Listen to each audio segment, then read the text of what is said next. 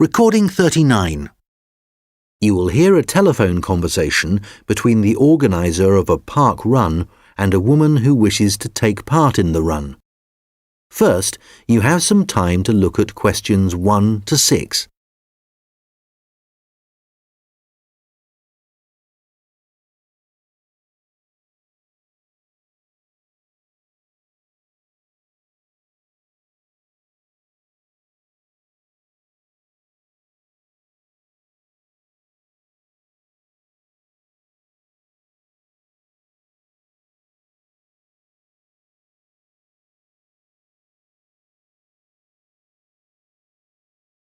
Good morning, Dave Smith speaking.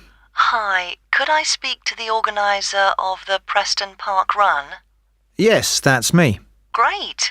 I was talking to some friends of mine about the run, and they suggested I contact you to get some more details. Sure.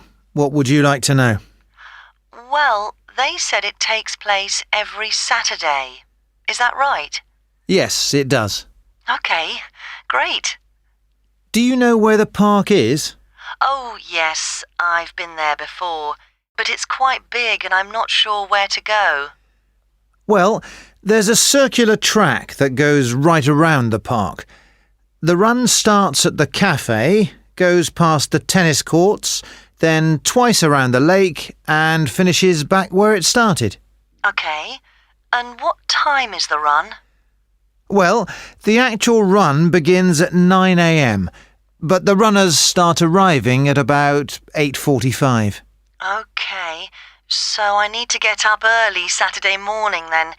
And how long is the run?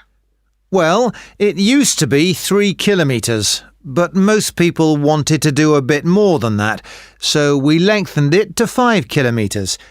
We now go round the lake twice, and that adds an extra 2 kilometres. Right. Not sure I've ever run that far, so I'd better start doing a bit of training. That's a good idea. But it's not a race, it's really just for fun. And the best thing would be to take it easy the first few times you do it, and then see if you can gradually improve your time. Is the run timed then? How do I know how well I've done?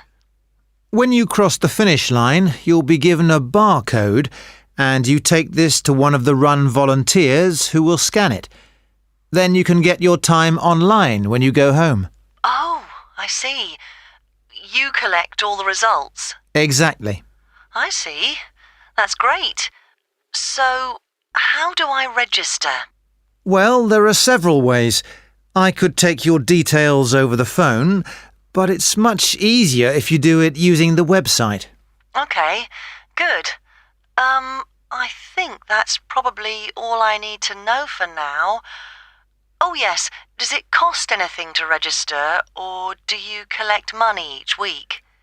Well, it doesn't cost anything to register, but we do charge for the run.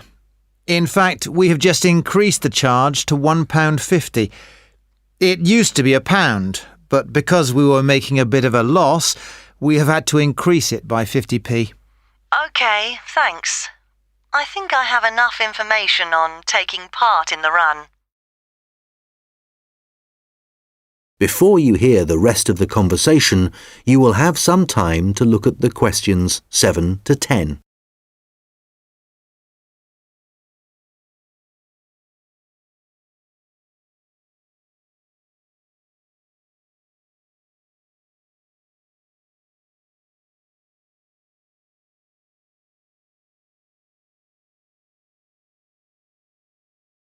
Now listen and answer questions 7 to 10. You mentioned volunteers.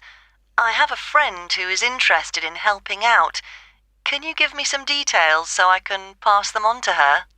Sure. Well, you need to ask your friend to contact Pete Morn. He manages all the volunteers. Okay. I didn't quite catch his surname.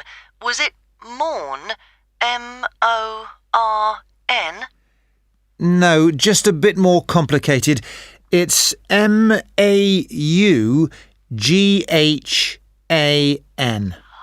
Right, thanks. And could you give me his phone number? Yes, just a moment. It's here somewhere. Let me just find it. I've two numbers for him.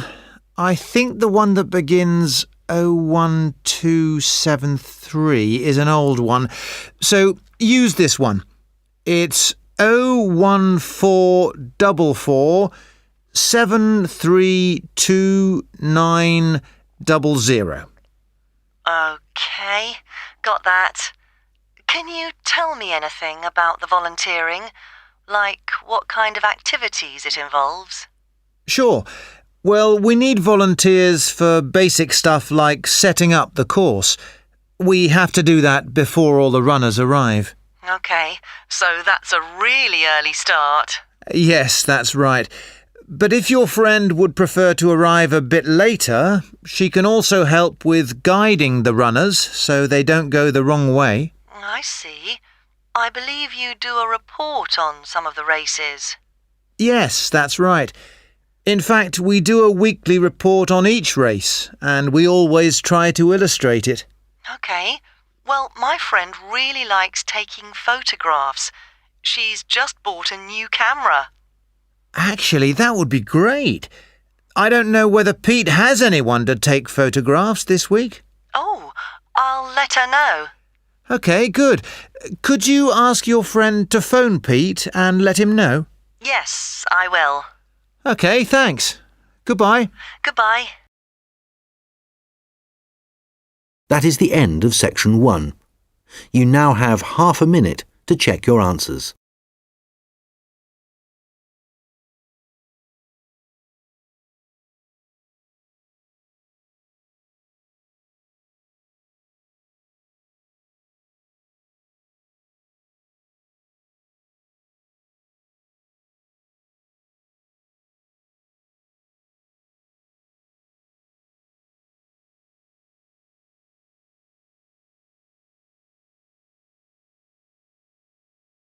Now turn to section 2.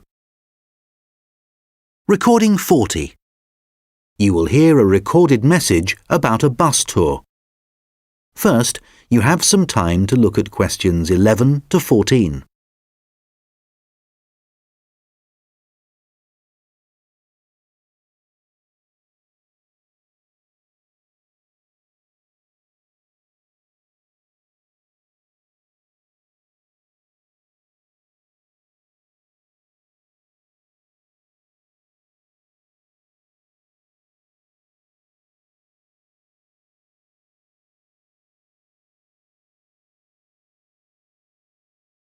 Thank you for calling the phone line for the Pacton-on-Sea bus tour. This is a recorded message lasting approximately 4 minutes, and it provides general information on the town bus tour. Pacton-on-Sea is a beautiful West Coast town and has attracted tourists for many years. One of the best ways of getting to know the town is to take the bus tour, which provides a wonderful viewing experience from one of our open-top buses. The tour is a round trip of the town, and there are a total of 4 stops where passengers can get on and off the bus. A lot of people start at the first stop, which is at the train station, as this is where many tourists arrive in the town. The next stop after the station is the aquarium, which is famous for its dolphin show, and which has recently expanded to include sharks. This is well worth a visit and is very reasonably priced. Leaving the aquarium, the bus tour goes along the coast road and after a few kilometers comes to the old fishing village, where you can get off to stroll along the waterfront. There are some original buildings here, but most of the area has been modernized and is now used as a harbor for all kinds of sea craft, including yachts and some amazing powerboats. The tour then heads off to the last stop, and this is where most of the shops are.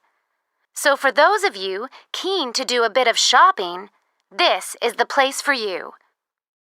Our advice is to go to this part of the town in the morning when it is relatively quiet. It does get very busy in the afternoons, especially at the height of the season. This area of the town includes an ancient water fountain where many people like to have their photograph taken, so do look out for this. Before you hear the rest of the conversation, you will have some time to look at the questions 15 to 20.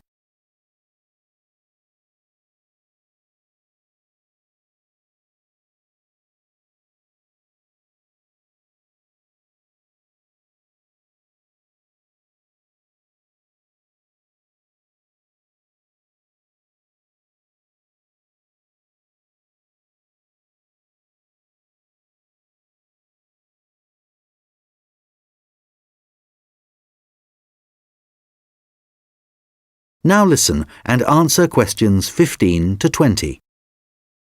Now, some details of the costs and timings. A family ticket, which includes 2 adults and up to 3 children, costs $30. An adult ticket costs $15.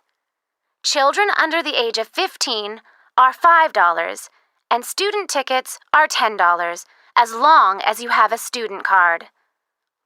All tickets are valid for 24 hours, which means that you can get on and off the bus as many times as you like within a 24-hour period. So you could, for example, start the tour in the afternoon and complete it the following morning. The first bus of the day leaves the station at 10 a.m., and the last one of the day leaves at 6 p.m.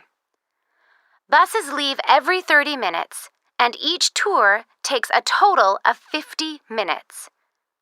There are many attractions at each of the stops, so wherever you get off the bus, there will be plenty to do. The bus tour tickets do not include entrance to any of these attractions apart from the museum, which is located near the aquarium. Some buses have local guides who will point out places of interest and will provide information on the town.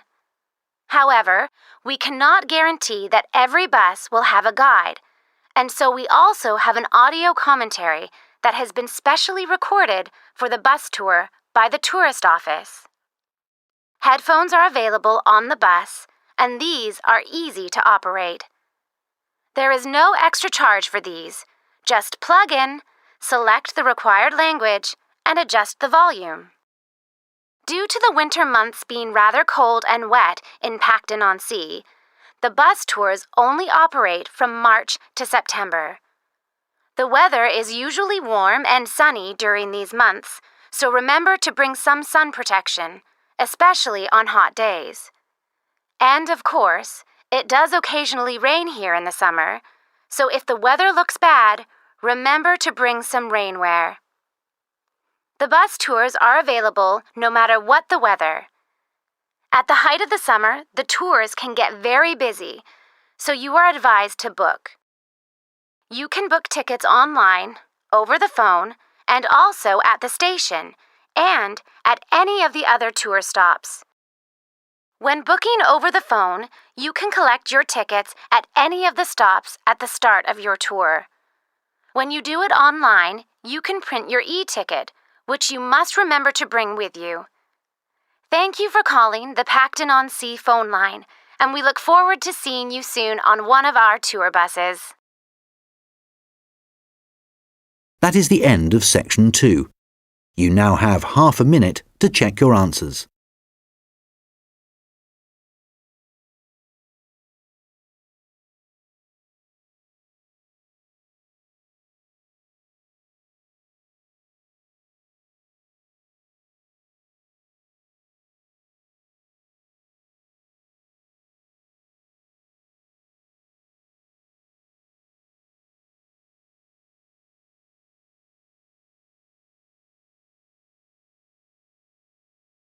Now turn to section 3. Recording 41.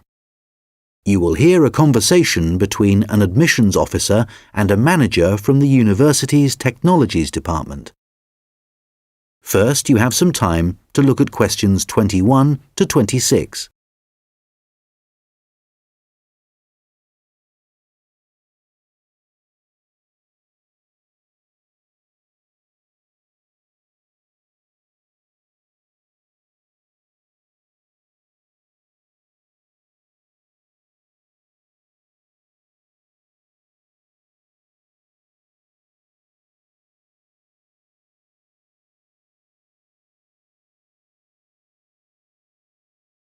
Hello, I'm Randy Agotra from the Technologies Department. Ah, yes, good. I'm Dave Hadley. Thanks for coming to see me. That's okay. I believe you want us to do some work for you. Yes, that's right.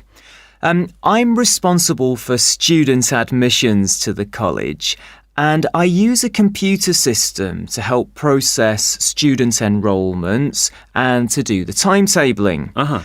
But it really doesn't suit the way we work these days.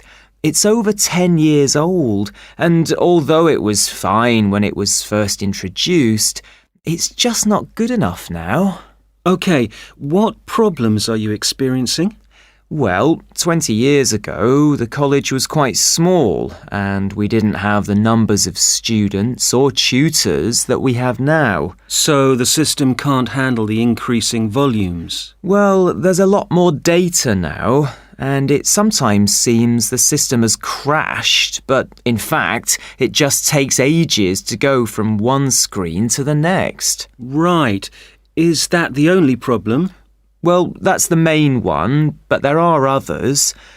In the past, doing the timetabling was quite simple, but now we have a lot more courses, and what's made it complicated is that many of them have options. Right, but the system should allow you to include those. Well, no, it doesn't. It was supposed to. And a few years ago, we did ask someone from the Technologies Department to fix it, but they never seemed to have the time. Are there any other issues with the system? Well, I've been given extra responsibilities, and so I have even less time to do the timetabling. If there was anything you could do, Randir, to make the process more efficient, that would be really helpful. Well, it sounds like you could do with an assistant, but that's obviously not possible. So what about having an online system that students can use to do their scheduling? How would that work? Well, it may mean less choice for students, but we could create a fixed schedule of all the courses and options, and they could then view what was available. And work it out for themselves. That sounds great. OK, so we'll need to decide whether or not to improve the existing system or to build a completely new system. Well, I'd much prefer to have a new system. Quite frankly, I've had enough of the old one. OK, that'll probably take longer, although it may save you money in the long run.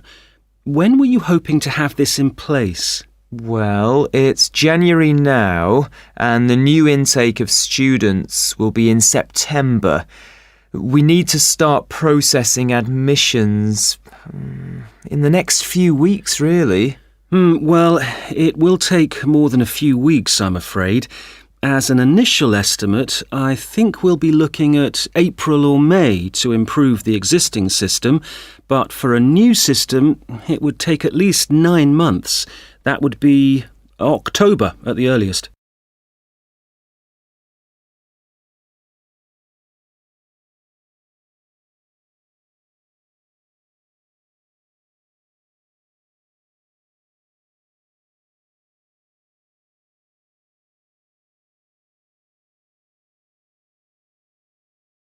Now listen and answer questions 27 to 30. What are the next steps if we are to have a new system? Well, the first question is, do you have support from your senior management? Yes, I've already discussed it with them, and they're also keen to get this work done. OK, because I was going to say that's the first thing you need to do, and without that we can't go ahead. Yes, I've done that. That's good. Actually, they mentioned that there's probably a form I need to complete to formally start the project. Yes, that's the next thing you need to do. I'll send you an email with a link so you can fill it in online. It's called a project request form. OK, great. And then what happens? Well, I have a list of things, but I think the third thing you should do is see Samir. He's our analyst who will look at the system and identify what needs to be done. OK, can you send me his contact details and I'll set up a meeting with him? OK, that's good. So we should soon be able to get a team together to start the work. Some members of our team work in different locations, so it's not easy to have face-to-face meetings. That's OK. I'm used to having conference calls, providing they're not late at night. Right, so I'll send you details of the team, and if you could set up a call, that would be great. OK, I'll do that. Thanks. That is the end of section 3. You now have half a minute to check your answers.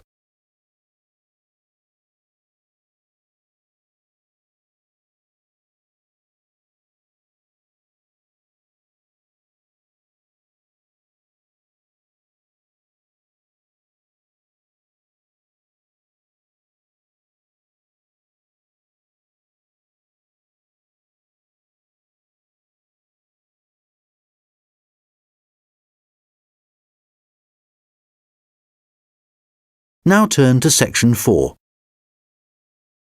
Recording 42.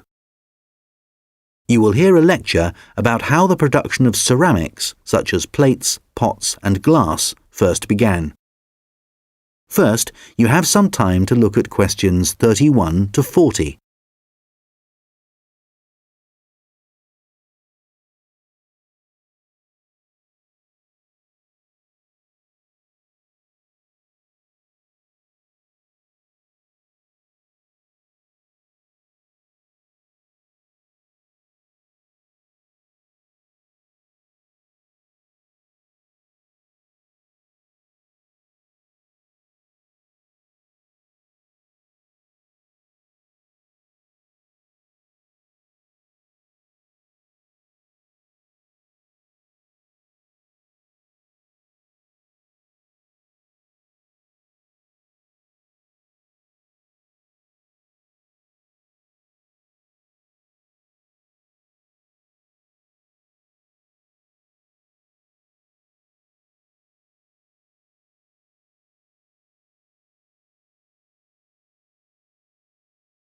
Now listen carefully and answer questions 31 to 40.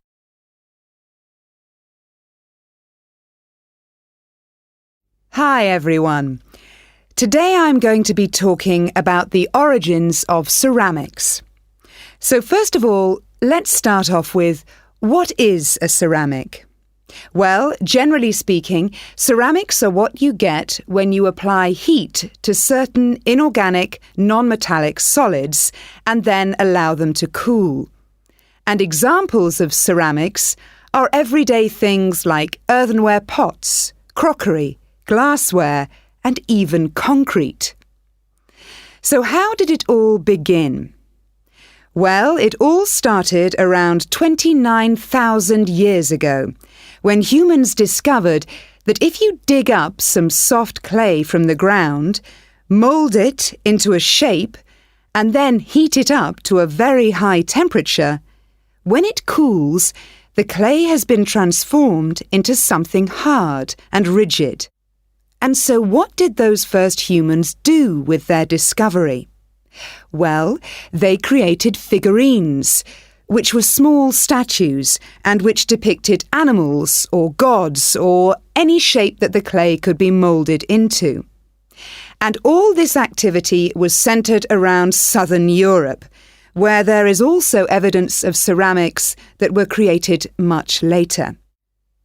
The early humans also found a practical use for their discovery, such as storing things like grain, although there were drawbacks. The pots were porous, so that although they could carry water in them, it wasn't possible to store it over a long period. and also they were quite brittle and shattered very easily if they were dropped. But despite these problems, it was many thousands of years before there were any improvements. In China, at around 200 BC, they discovered that by adding minerals to the clay, they could improve both the appearance and the strength of the ceramics. But it took nearly 1,000 years before they perfected the process to produce high-quality ceramics known as porcelain. And once they had perfected the process, they kept it a secret for another 1,000 years. Compared to the first ceramics, porcelain was lighter, finer, harder, and whiter, and became an important commodity in China's trading with the rest of the world for hundreds of years. In fact, it became so valuable that it was known as white gold, and spies were sent to China to discover what they did to the clay to produce such high-quality merchandise. It wasn't until the 18th century that the secret began to unravel. A German alchemist called Johann Friedrich Böttger was asked by the king to make gold out of lead. Unfortunately, Böttger failed to achieve this and soon gave up. But in order to please the king, he attempted to make high-quality porcelain. And after many years of experimentation, he discovered that by adding quartz and a material called China stone to very high-quality clay, he managed to get the same results that the Chinese had been achieving for the last 1,000 years.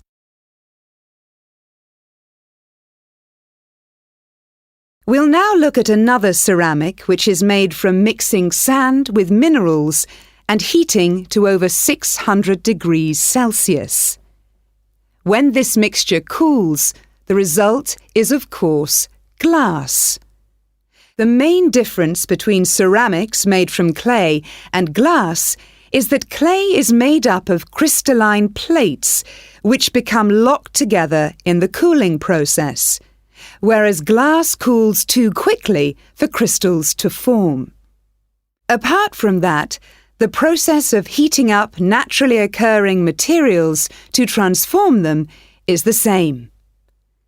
The origins of glass date back to 3,500 BC, but it wasn't until the Roman Empire, 2,000 years ago, that the art of glassblowing and the practical uses of glass became more widespread.